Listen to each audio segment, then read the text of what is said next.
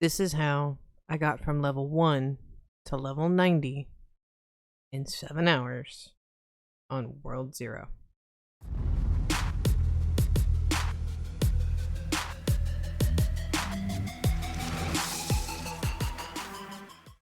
Hail plebeians, it is Sister Card here. Hopefully y'all having a great day. I am having a great day. We are back today in World 0 because I wanted to go over something very special and very unique, and as of many of y'all have watched my channel before, this is not my main account.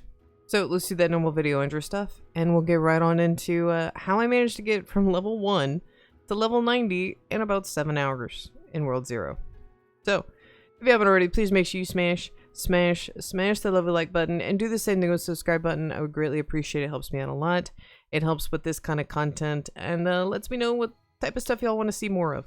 So, and we do have a beautiful pleb of the day. I have K&K Gaming. Thank you so much. They actually have commented every day on like the last 10 videos and been awesome. So thank you. Thank you. Thank you. So first of all, we're going to go over kind of the setup, the things that factored in to me being able to get from level 1 to level 90. So a couple of things with this is part of my main account, part of my Sister Guard account. And on my Sister Guard account, I have VIP, which gives me an extra 30% XP boost. I also have extra chest drop, which just means I'm going to get even more gear, and this is going to help outfit me so much more. The other thing is I actually ran 2 times XP boost the entire run that I was doing this. So yeah, I was getting about basically 230% XP the entire time. So that helped out with this a tremendous amount. So I just kind of want to preface that ahead of time that this was not a free to play run. I would have to say if you were trying to get from level 1 to level 90, right now it probably would take you about twice as long. So, because I have gone from 1 to 60 before they added in all the extra quests in about 9.5 hours. So I probably would say about 16 to 17 hours if you just wanted to play straight in order to get from level 1 to level 90. Let's go into, I'm going to kind of break down each of the groupings, how things worked, what my mindset was, and things I really focused on in each of those level groups. So as you play through the game, you're able to focus that on as well.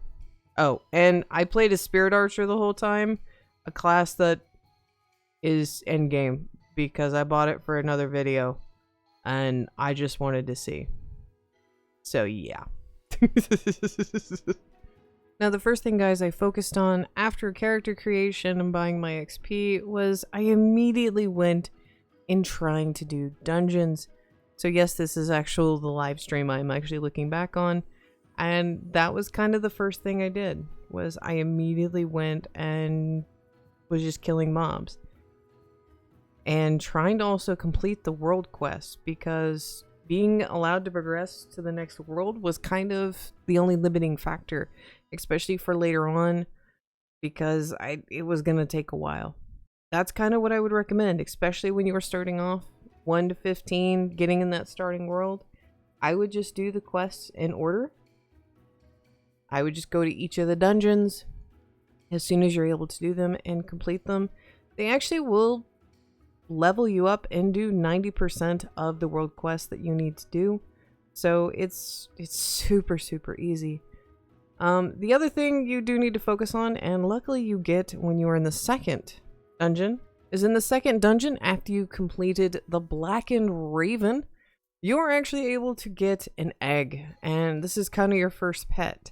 Now your first pet is never going to be your best pet, but it's going to be the pet that if you're just running to get to the top tier so that then you can start maxing and minning, I'm going to recommend a healing pet, because it just will allow you to survive the dungeons, get to the end to get some better loot, and that's kind of my biggest recommendation. So the stream, by the way, guys, as we're going to be watching it, is actually at ×2 because it's a little difficult to watch, 7 hours of stream and trying to do commentary on it.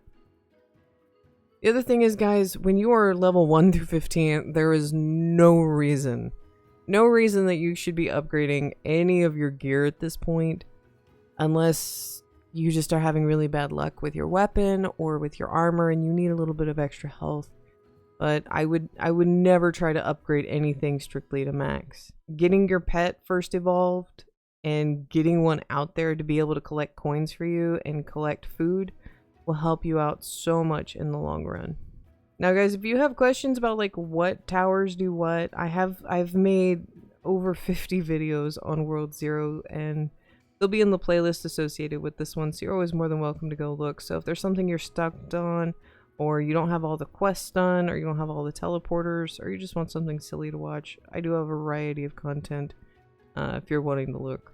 But once you get to already the Giant Treant, which is the last dungeon that you have to complete before you can move on to World 2, you do need to be level 15 to start in World 2, so make sure you've hit that marker. Because I think you can actually do the final dungeon at like level 12, so you do actually have to be level 15 to progress. Because of all the boosters I had, I was actually level 17, so I was very over leveled for this. I will also have to say, because of all the added quests, when I've done these runs previously and when I originally have tried to get like leveled up, especially with my main account, I did not have the luxury of having all that extra available XP, and because the multipliers were at the boost and with VIP, it gave me a tremendous boost. And if you are going to be buying a game pass for World 0, I would highly recommend going for VIP, because you're going to get one, it's going to apply for all of your accounts, so if you want to make a new character, you'll be able to get XP. It's more bank storage, and the bank storage is already limited as it is, so definitely would recommend that. So let's move on to 15 to 30. So actually, I still wasn't in World 2 after this point because I had to complete some world quests in order to unlock everything. So that was kind of my limiting step, is completing everything. So you should be at least at level 15 going in, and it shouldn't take you that long. Now, once you do get into the World 2 dungeons, the Quitadil dungeon, which is the first dungeon that everyone has to do, it's a pretty intense dungeon. I'm not gonna lie. Having done this speed run now multiple times, one without game passes and one with prior to this, I already knew that we would start kind of slowing down at this point. But these are kind of the dungeons where you have to start watching your health, where the reason why I recommend it, especially in World 1, trying to get a healing pet, is you're going to start experiencing a lot of health deficits. And because of the traps associated, especially in the first dungeon, the Quitadil dungeon, you can lose health really quickly. And it really stinks not being able to get new gear and new armor. But World 2 is a lot of fun, especially if now you're at that point where you should be able to be Elementalist, Dual Wielder, or Guardian. Definitely a step up improvement. And I would make sure as soon as you can get another class to go ahead and get another class, because it's rough without it. It's rough. It is really rough doing this without it. The other thing I will comment about this run when I was doing it is with Archer, it kind of stunk because I never could get better than a gray weapon. So even though I was using a tier 3 class, I was very limited in my damaging capabilities, and this wouldn't really come to bite me back until we were much later on. The other thing you'll notice is we're starting to see a lot more elites. So if you are trying to level up, elites are going to be the way to go. Because if you didn't notice, I just killed that elite, and with the XP boost and everything, I got half a level. So that would be a quarter of a level for our lovely free-to-play players. And I'm about to kill these two Spirit Goblins over here, and I leveled up. Yeah. So if you ever see elites, I know everyone's like, oh, I don't want elites. Elites actually give probably the most XP other than completing some of the quests that you will be able to get. So if you ever see an elite, you need to run after it, and you need to be like, oh my god, it's XP, we need the XP. So just keep that in mind, guys. I know everyone's like, I hate them, but yeah, elites are your best friends. Your best friend when you are trying to very quickly level up. That's why I actually wouldn't recommend killing the overworld mobs, because you actually want the elites from the dungeons. Now guys, again, because we have to wait in order to progress to the next zone, because I have to kill all of the poison cobras, because the poison cobras are not found in any of the other dungeons, I would always recommend, I have videos on where all mobs are located. So I would check that out if you're like, where do I find these things? Or you can go check out these speedruns, because I do have them linked below, and I pretty much run through all of the world quests. So if you want to watch it at ×2 speed and kind of skip ahead to where you can see I'm at, that's my other recommendation. Now, the Cerberus boss, this fight is always difficult. So if y'all are ever having difficulties with it, just keep trying and trying again. Again, you need a healing pet for the start of this. And by the way, my best choice ever was naming my pet YT Chat, because I absolutely loved everyone screaming in chat, feed us, feed us, feed us. Now, going into World 3, so we're in the frozen area, so this will be our 30 to 45 gap when we are running through this, is the mobs hit so much harder, and this was kind of one of those moments I was really starting to see my damage decreasing and how much I was doing.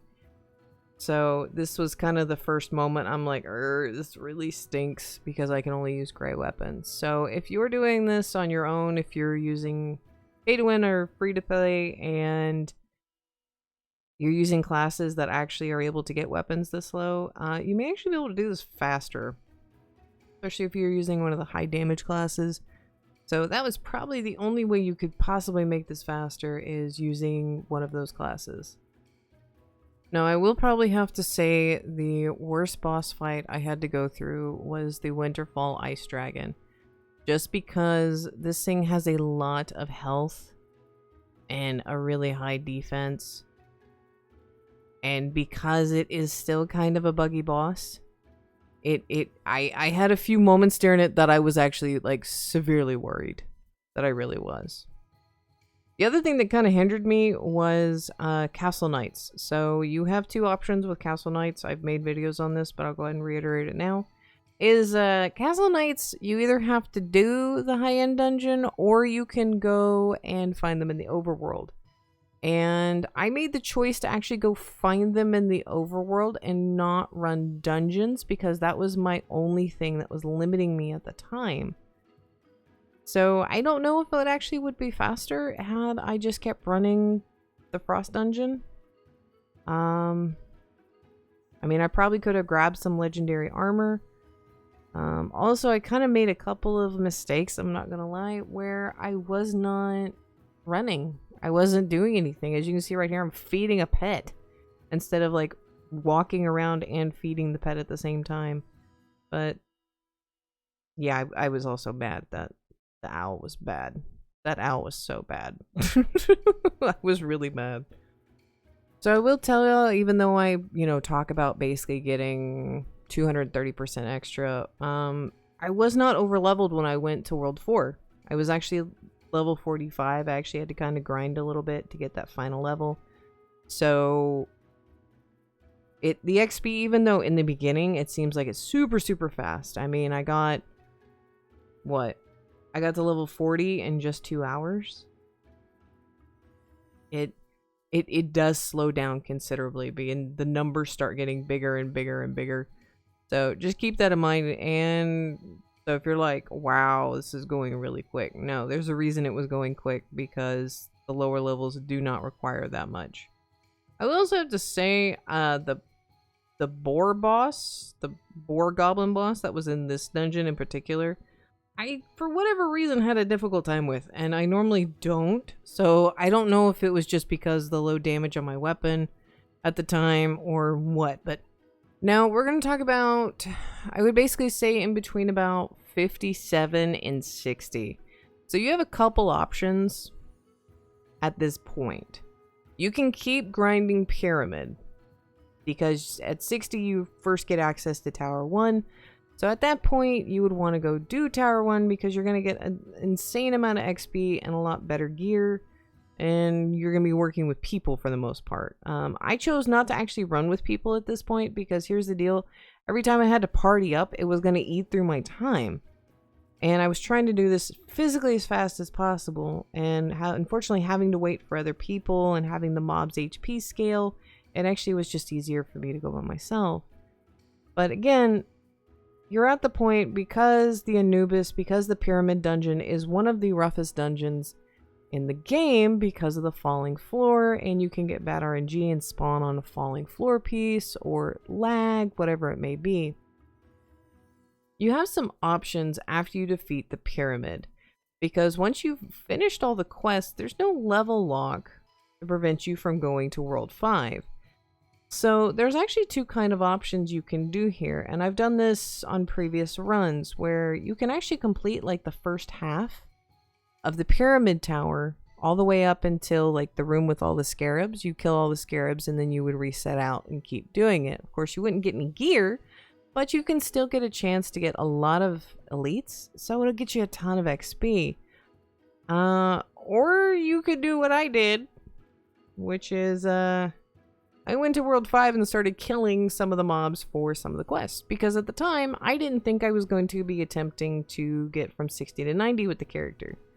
I ended up trying to get to 60 to 90 with the character. So you do have kind of two options after you are able to clear and go into World 5. Is whether or not you want to stay all the way till 60 before going in there or not. There is a couple of mobs that are not in the tower that in order to get, you know, quest complete, you have to kill them. So that kind of was the first thing I did after that.